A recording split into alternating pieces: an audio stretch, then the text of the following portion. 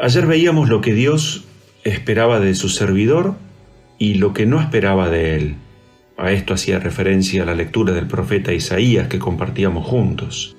Hoy vamos a poner la mirada en lo que el servidor debe hacer, que es en definitiva lo que hizo Jesús y es lo que Dios espera de cada uno de nosotros como aquello que somos, sus servidores.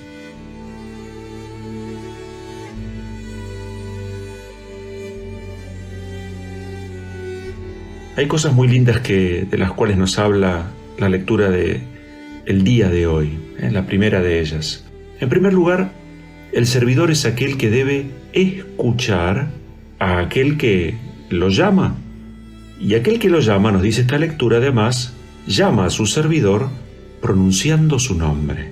Qué lindo recuperar en estos días santos la certeza de sabernos llamados por nuestro nombre, un verdadero detalle de amor por parte de Dios. Estos días son días para estar en algún sentido poniendo la mirada profunda, honda en Jesús, en el paso a paso de lo que va a hacer por nosotros, pero también lo decíamos, son días para espejarnos en ese amor que Jesús nos tiene, para reconocer aquello que nos aleja, aquello que no es consecuente con ese amor.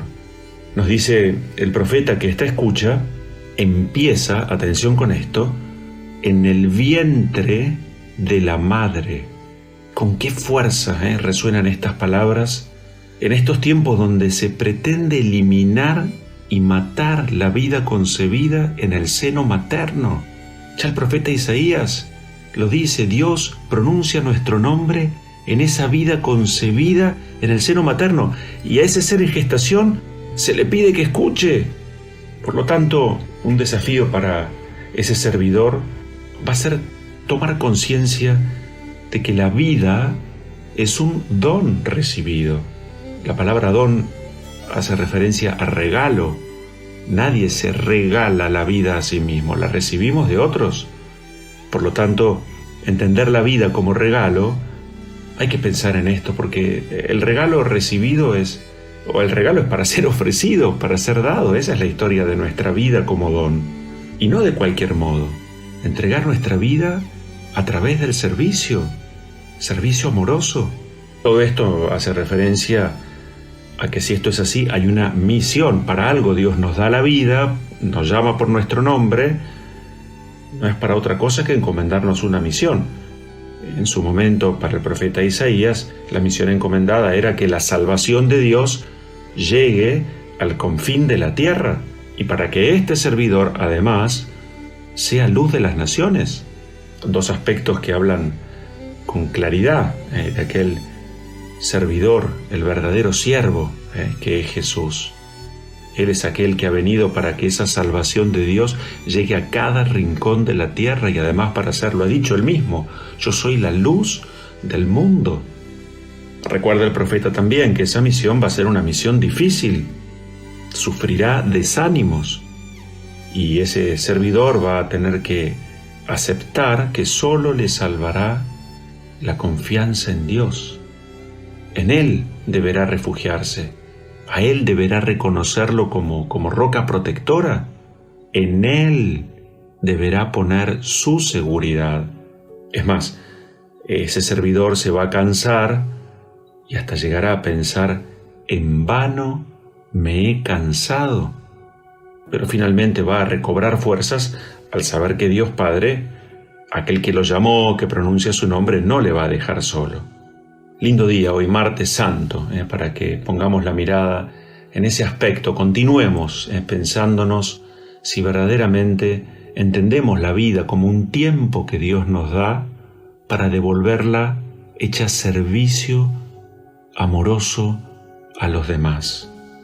Al leer el Evangelio que hoy proclamamos, entendemos rápidamente que hay como una suerte de drama que está a punto de desencadenarse. Nos encontramos a Jesús en la última cena, allí rodeado de los apóstoles, y Jesús, profundamente conmovido, dirá, les aseguro que uno de ustedes me va a entregar. Empezamos entonces a contemplar a Jesús ya en la oscuridad propia de los días de la pasión. Yo pienso algunas cosas así como cabos sueltos, pero que cada uno podrá aplicar. Yo pienso que estos son días, así mismo, ¿no? Son días muy adecuados para examinar, para mirarnos en la verdad de lo que somos, porque de lo que se trata es de recibir la vida nueva que Jesús nos va a ofrecer en esta Pascua para que verdaderamente convirtamos nuestro corazón. Entonces, si yo no descubro en qué aspectos de mi vida debo cambiar, debo mejorar, difícilmente podré recibir con alegría la vida que Jesús me ofrece. Él es luz para que yo reconozca, citamos a Santa Teresa tantas veces, ¿no? Allí donde entra la luz se reconoce fácilmente el hollín. Bueno, estamos por recibir aquel que es la luz del mundo. Entonces, estos días nos cabe a nosotros el ejercicio de reconocer nuestras faltas, nuestras limitaciones, allí donde estamos quedados, con el corazón endurecido, aquellas cosas feas que a veces no queremos ver ni reconocer. Bueno, en primer lugar, mirando esta escena, ¿no? Última cena, Jesús rodeado de los discípulos, yo pensaba, mirando esa imagen, qué cerquita podemos estar de Jesús, así como Judas, sentado a la misma mesa, y qué lejos puede estar nuestro corazón. Estaba Pedro también, lo iba a negar. Estaban los demás apóstoles, la gran mayoría, lo iba a abandonar. Estaban cerca, pero estaban lejos. Pregunta para mirarnos y respondernos en la verdad de lo que somos. El Papa Francisco, este último domingo de Ramos, nos decía en su homilía que las cosas más dolorosas para quien ama son la traición y el abandono. Jesús sufrió la traición del discípulo que lo iba a vender. Sufrió la negación de Pedro y sufrió el abandono de casi todos. Es más, aquellos, decíamos ayer, que lo aclamaban el domingo de Ramos en su entrada triunfante en Jerusalén, Hosana, bendito el que viene, días después, crucifícalo, grandes contradicciones en el corazón de los hombres y en el nuestro. El Papa nos recuerda que nosotros nacimos para amar y para ser amados, y que por eso la traición y el abandono de quienes nos aman nos duele tanto. Esto es terrible, pues la confianza ha sido defraudada. Y dice el Papa, cuánta hipocresía, falsedad, infidelidad y doblez que nos habitan. Cuántas buenas intenciones traicionadas y cuántas promesas no mantenidas. Y por eso Jesús, que sabe que somos frágiles y débiles, Él va a cargar sobre sí nuestras traiciones, negaciones y abandonos, borrándolos con el amor que todo lo perdona.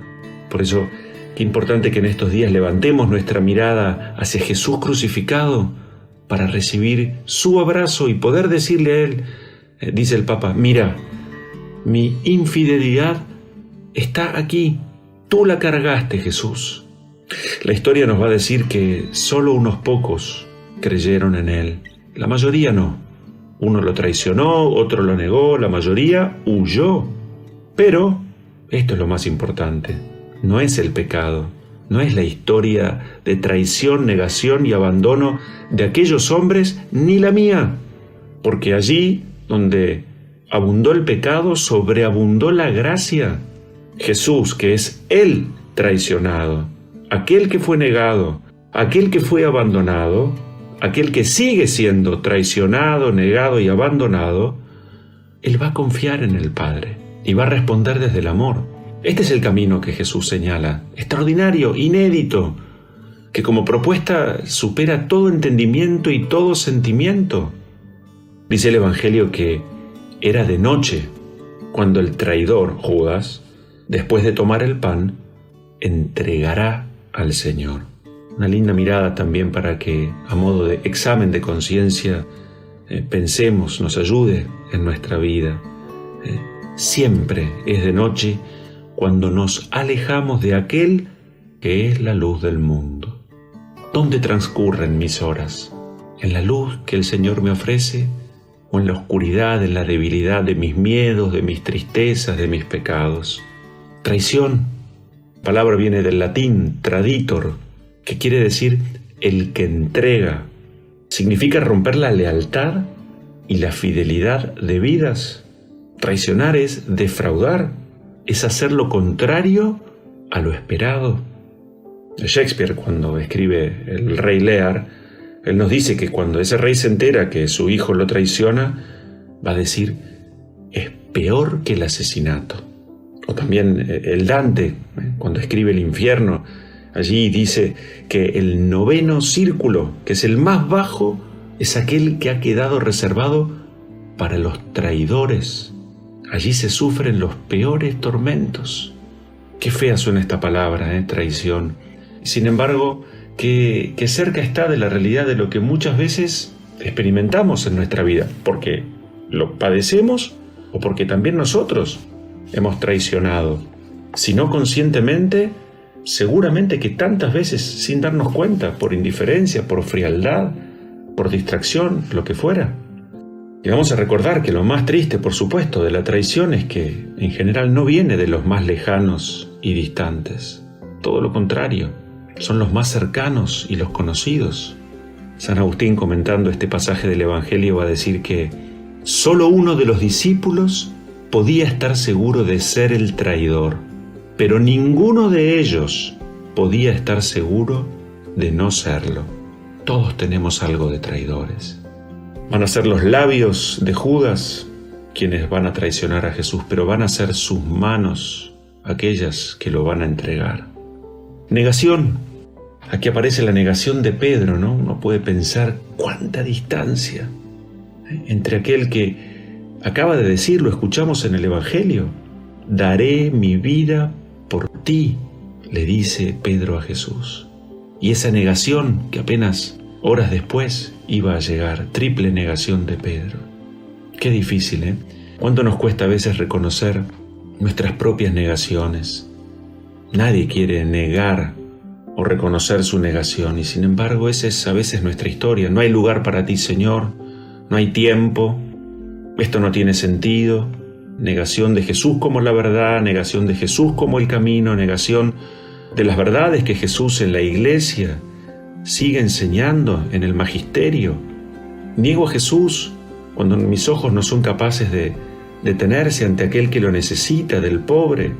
Seguimos negando a Jesús toda vez que mezquinamente evitamos rezar, encontrarnos con Él, una y otra vez.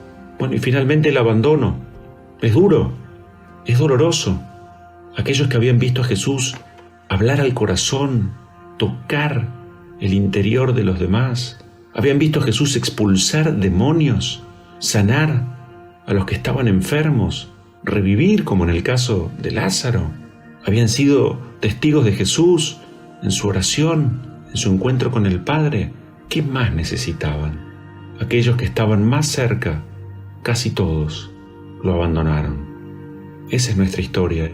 Son, por eso, 3 palabras como muy fuertes las que hoy como título, diríamos así, de esta meditación, nos proponen, nos invitan a la reflexión. Insisto, lo importante en el centro no está la traición, la negación o el abandono, ni el nuestro, ni el de las personas que queremos. Lo que está en el centro es qué respuesta Jesús dio frente a esta fragilidad del hombre, porque las sufrió traición, sufrió negación y sufrió abandono, pero él dio una respuesta, que es respuesta de amor que perdona. Ahí está. Es la respuesta de amor que perdona. A eso debemos aspirar nosotros.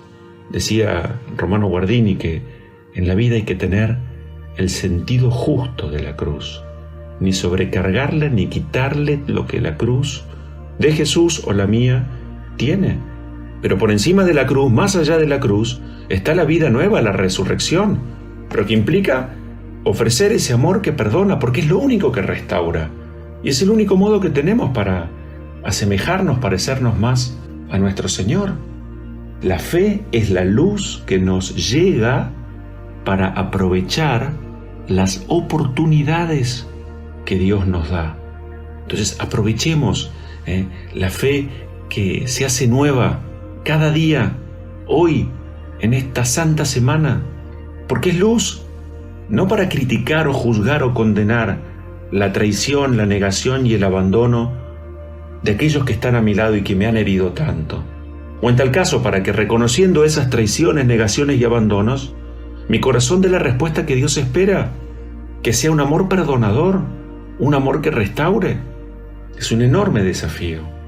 Pero si no reconocemos el mal, y difícilmente lo podemos integrar a nuestra existencia. Hay que aprender a reconocer el mal, a identificarlo, a aceptarlo como parte de nuestra vida, a darle el sentido que Cristo ha querido darle. Y hay que aprender a integrar ese mal perdonando. Aceptar que ese mal puede ser transformado, que ahora estamos viviendo, la dificultad de este tiempo de cuarentena, la incertidumbre de lo que pueda venir, con ojos de fe, mirar la realidad con ojos de fe, ese es el desafío. Puede ser ocasión de bien, comprender que muchas de nuestras tristezas, desalientos y pesimismos precisamente pueden deberse a una baja integración de ese mal. Yo siento que me siento tan traicionado, que me negaron tantas veces, que me abandonaron, o al revés, siento que yo traicioné, que yo negué o que yo abandoné, que ya nada ni nadie va a poder cambiar esa realidad. Vamos a recordar entonces que no es el dolor lo que da sentido a la cruz, no es el pecado lo que da sentido a la cruz, sino esa actitud de amor y de entrega de Jesús en la cruz, por vos y por mí, por todos. Allí donde abundó el pecado, sobreabundó la gracia. Estos son días para encontrarnos muy en el corazón de la verdad que nos habita y de la verdad que nos supera, que está a la vez más allá de nosotros y en lo más profundo de nosotros, que es Jesús vivo, que en estos días viene a dar y ofrecer su vida por vos y por mí. Vamos a pedir al Señor entonces que haga crecer en nosotros la conciencia de lo que somos, pero sobre todo también la conciencia de aquello que estamos llamados a ser. Como citábamos a San Agustín en estos días, ¿no? Que decía con tanto amor, Señor, olvídate de lo que fui y acuérdate de lo que quiero ser. Nos bendice Dios, el que nos protege, el que nos restaura, el que nos ama perdonando lo peor de nosotros, el que es Padre, Hijo y Espíritu Santo. Amén.